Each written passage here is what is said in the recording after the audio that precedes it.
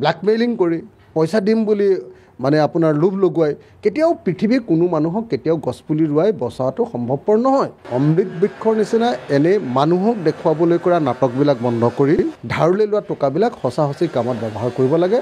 কোনো জনা শুনা মানুহে আগষ্ট, ছেপ্টেম্বৰ, অক্টোবৰ এইবিলাকত গছপুলি ৰুবলৈ ৰৈ নাথাকে। যোৱাবাৰ অসমৰ মুখ্যমন্ত্ৰীয়ে 2 অক্টোবৰত গছপুলি ৰুবলৈ লৈছিলে। আমি পূৰা সমালোচনা কৰিছিলোঁ। এইকাৰণে সমালোচনা কৰিছিলোঁ যে অক্টোবৰ মাহত গছপুলি নোৰোৱে, কাতি মাহত গছপুলি কেতিয়াও নোৰোৱে এইবাৰ অকণমান আগুৱালে, কিন্তু আগুৱালে যদিও মানে বাৰিষাটো শেষ হ'বৰ সময়ত আৰু প্ৰচণ্ড ৰ'দ মানে এতিয়া আৰু মানে লাহেকৈ খৰাং মাৰিব হৈছে আৰু এই সময়খিনিত গছপুলি নোৰোৱে। সেইকাৰণে আপোনালোকে নিশ্চয় দেখিছে যে পৃথিৱীত বিশ্ব পৰিৱেশ দিৱস পাতে জুন মাহৰ 5 তাৰিখে। বিশ্ব পৰিৱেশ দিৱস জুন মাহৰ 5 তাৰিখে কেলৈ পাতে যে সেই সময়ত যদি গছপুলি ৰুৱে তেতিয়াহ'লে গছপুলি নমৰে।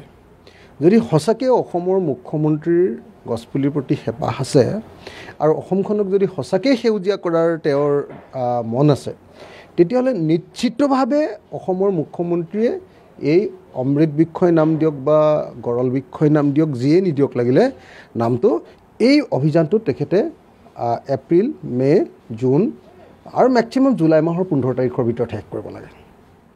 এই মাহৰ ভিতৰত কৰিব লাগে। কিন্তু দুৰ্ভাগ্যৰ কথা যে আমাৰ মুখ্যমন্ত্ৰীজনে অকল খালি নামৰ কাৰণে, ৰেকৰ্ডৰ কাৰণে তেওঁ মানে অনবৰতে মানুহক ব্যস্ত ৰাখিবৰ কাৰণে এনে অদৰকাৰী কিছুমান কাম কৰি দিয়ে। সেইকাৰণে মই ভাবোঁ যে অমৃত বৃক্ষ আন্দোলনটো যোৱাবাৰ বিফল হৈছিলে। যদিও মুখ্যমন্ত্ৰীয়ে কিন্তু কৈ আছে যে অমৃত বৃক্ষৰ চব গছ বাচি আছে। কাৰণ তেওঁ কেলৈ বাচি আছে বুলি কৈ জানেনে? তেওঁ য'ত ব্যক্তিগত মানুহক ৰুবলৈ দিছিলে, ব্যক্তিগতভাৱে মানুহক, সেই ব্যক্তিগতভাৱে মানুহবিলাকে যিহেতু তাৰ লগত 10,000 টকা এটা জড়িত হৈ আছে। মহিলাবিলাকে যেতিয়া সোধে যে আপোনাৰ গছজোপা জীয়াই আছেনে, চবেই কয় জীয়াই আছে। কথাটো বুজিছেনে? যদি গছজোপা মৰিলেও তেতিয়াহ'লেও আকৌ এজোপা বেলেগ এজোপা হ'লেও দেখুৱাই দিব। উপায় নাই, কাৰণ 10,000 টকা এটাৰ লোভ এটা তাত জড়িত হৈ আছে। এনেকৈ ধৰণে পৃথিৱীত ক'তো গছপুলি ৰোৱাটো সম্ভৱপৰ নহয়। ব্ল্যাকমেইলিং কৰি পইচা দিম বুলি মানে আপোনাৰ লোভ লগুৱাই কেতিয়াও পৃথিৱীৰ কোনো মানুহক কেতিয়াও গছপুলি ৰুৱাই বচাটো সম্ভৱপৰ নহয়। অসমত নিজে নিজে গছপুলি হৈ থাকে। আপুনি এনে এখন জেগা পেলাই থৈ দিয়ক, তাতে হাজাৰ বিজাৰ গছ ওলায়। কিন্তু সেই গছপুলিবিলাক যদি নাকাটে আৰু সেইবিলাক যদি লহপহকৈ বাঢ়িবৰ কাৰণে বাউণ্ডেৰীটো মাৰি দিয়ে, তেতিয়াহ'লে সেইখন এখন অৰণ্য হৈ যায়। কিন্তু সেইবিলাক অসমৰ মুখ্যমন্ত্ৰী বুজি নাপায়, কাৰণ তেওঁতো নাঙলত ধৰিয়ে পোৱা নাই ন, জীৱনত ধৰিবই নাপায় বোলে তেওঁলোকে, নহয় জানো? তো গতিকে তেওঁ সেইবিলাক বুজি নাপাব।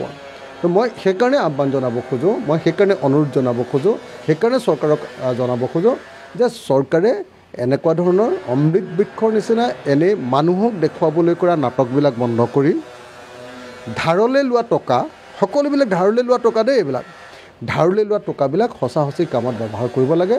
এনেকুৱা ধৰণে অপব্যয় কৰাটো আৰু অমৃত বৃক্ষক এনেকৈ ধৰণে মানে গছপুলি ৰোৱাটো এটা মজাকত, এটা মানে কৌতুকত পৰিণত কৰাটো দুৰ্ভাগ্যজনক ঘটনা।